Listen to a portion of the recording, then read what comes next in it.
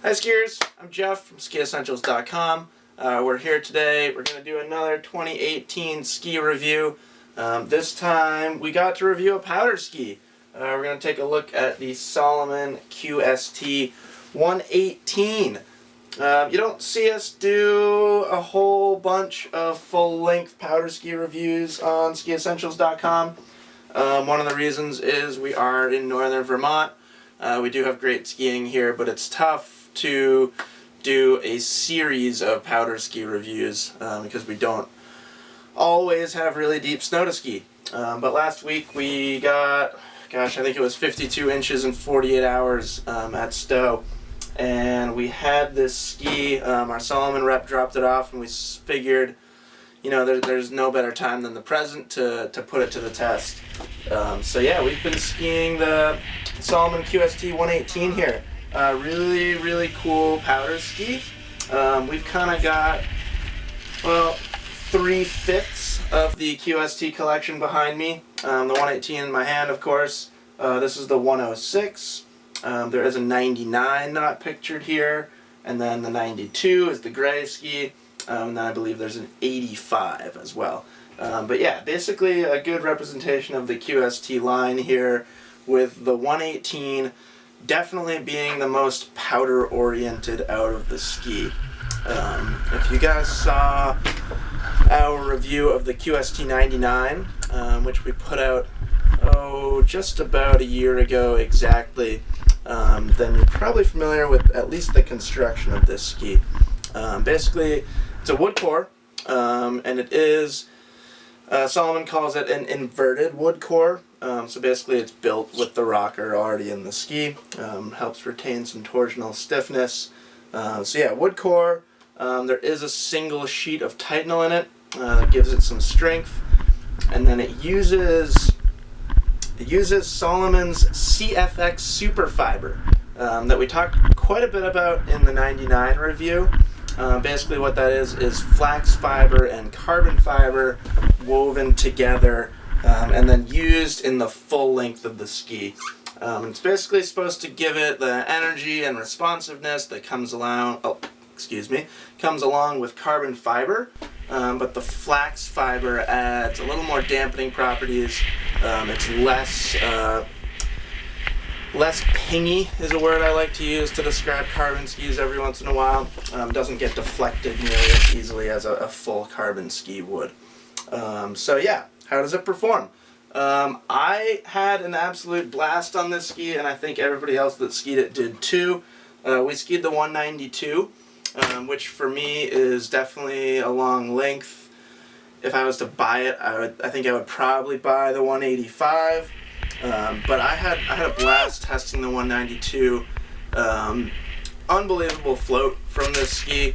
I think that's, you know, it's given its size, 118 underfoot, given the rocker profile, plenty of rocker in the tip, plenty of rocker in the tail. It's definitely gonna float. Float wasn't an issue that I had at all, or wasn't a concern that I had, but I do want to start there. It floats like a dream. Like I said, we were skiing 52 inches of powder, and it was staying right on top just like I wanted it to. So really fun.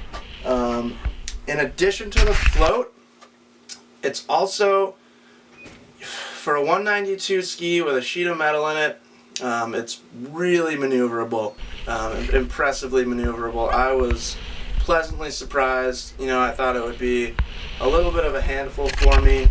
And if you've skied Stowe, you'll know that on a powder day we tend to spend a lot of our time in tight trees. And it did really well in those tight trees spots. I was able to get it to pivot pretty easily. I think it was easier for me if there was soft snow. But still, even in those chopped up spots, even in like a little bit firmer moguls after the storm had passed and we were kind of skiing the leftovers, it was surprisingly easy to get to pivot side to side in moguls. So for a ski this size, I was blown away by how maneuverable it is. Definitely really fun. I didn't get nearly as tired as I thought I would.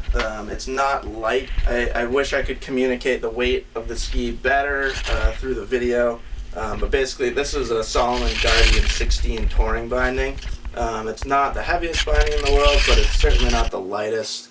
And being a 192 together, it turned into a relatively heavy package that was impressively easy to throw side to side. Along the same lines, or rather on the opposite end of the spectrum, awesome stability for a ski. You know, I like to think of this ski as kind of in between. It's not like a really light, soft, super rockered powder ski.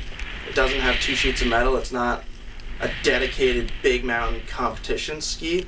But it kind of sits right in the middle of all those things, and it doesn't have nearly the drawbacks that I kind of thought it might.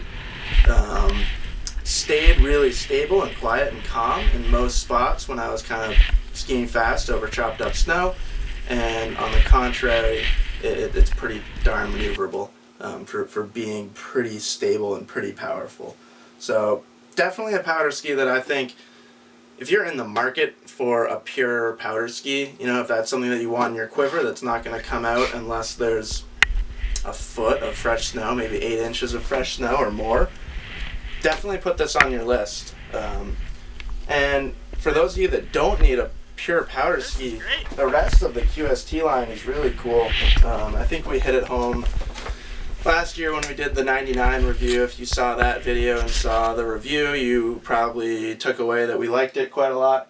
I think the 106, we haven't done a full review of the 106 yet, but I think that could be a great all-mountain ski for somebody who wants a little bit more soft snow performance than the 99, but doesn't feel that they need a really rockered, pretty wide powder ski in their quiver. But yeah, that's the Salomon QST line. At least that's the 118. I think we're going to do at least a 106 review before next winter. We're going to ski it in the coming days and weeks here. And you'll see a little bit more from Salomon too. They've got some new, more front-side oriented all-mountain skis for next year as well. So yeah, check them out. That's the Salomon QST 118 powder skis, 192, 52 inches of snow. We had a blast. And we'll see you guys on the slopes.